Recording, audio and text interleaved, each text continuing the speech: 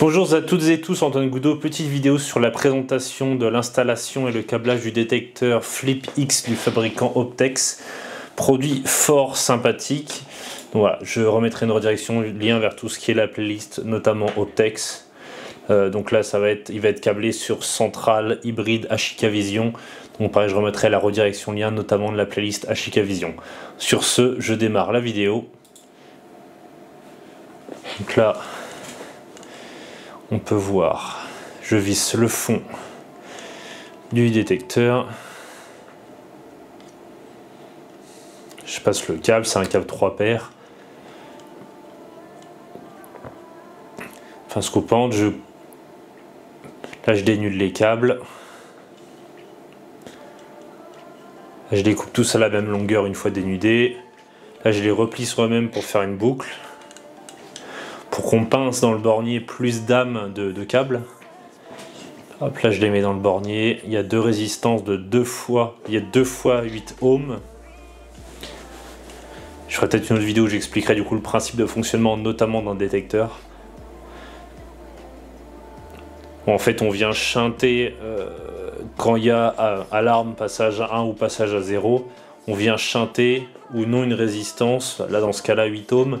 Donc soit la centrale d'alarme sert d'ohmmètre en permanence comme un genre de multimètre et voit en permanence s'il a 8 ou 16 ohms, et selon 8 ou 16 il sait les changements d'état, donc s'il doit déclencher ou pas.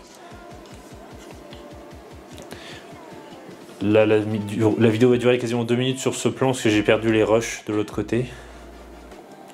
Là c'est filmé, la caméra c'est la DJI Osmo Pocket 2 parce que quelqu'un m'a posé la question. C'est Osmo Pocket 2 d'un côté, de l'autre c'est Canon EOS 50 avec objectif 18-45 mm. Voilà, on repasse de l'autre côté. Hop. Là, j'en mets deux. Ah, là, c'est pareil, configuration un peu spécifique, c'est-à-dire qu'on, dans certains endroits, je pense à des longs couloirs, on peut avoir des fois deux détecteurs, l'un à côté de l'autre, 45 et 45 degrés. Parce que chacun la prenne un bon 90, donc automatiquement une pièce avec une configuration un peu à la con, comme là c'est cohérent. Mais voilà, encore une fois, ce genre de montage n'est pas déconnant tant qu'il ne se regarde pas face face, et des fois on en trouve un au-dessus de l'autre, au même endroit, je pense, comme si on avait un qui était juste en deçà de l'autre.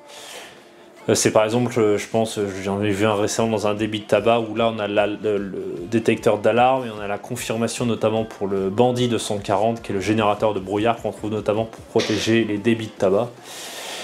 Voilà, donc en tout cas, peut-être que d'ailleurs il y a une vidéo qui est en cours, j'ai toutes les vidéos sur mes serveurs, mais de ça, du Bandit 240 DBV3, le câblage, changement de cartouche, enfin, c'est tout con. Voilà, on trouve le câble d'alarme.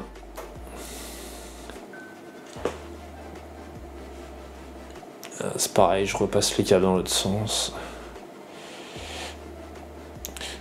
Et comme j'expliquais, je mets deux résistances de chacune 8 ohms, toujours. Hop.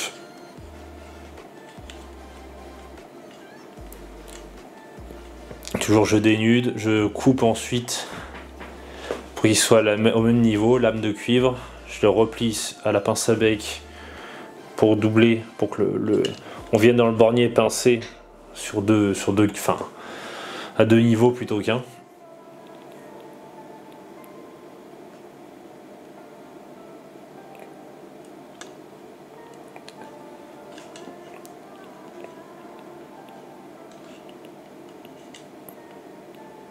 C'est pareil, c'est sur YouTube, donc encore une fois, faut pas être con, on peut mettre pause, on peut mettre ralentir, voilà. Faut pas...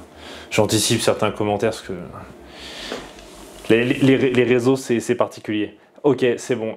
Donc là voilà, c'était la vidéo du coup de présentation de l'installation de ces radars FlipX du fabricant Optex. Donc produit fort sympathique qui sert à détecter les intrusions. Là dans ce cas-ci précis, raccorder une centrale d'alarme hybride HIK-Vision AX Pro. Sur ce, au plaisir, à la prochaine.